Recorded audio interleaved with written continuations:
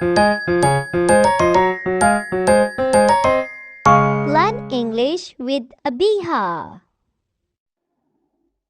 Difference between sentence and phrase. Sentence, a group of words that express a complete thought, statement, or question. It begins with a capital letter and ends with a punctuation mark. Phrase. A phrase is a group of words that doesn't express a complete thought. Phrases don't begin with capital letter or end with punctuation mark. Examples: sentence, I love reading books in my free time. In this sentence, in my free time is phrase. In my free time.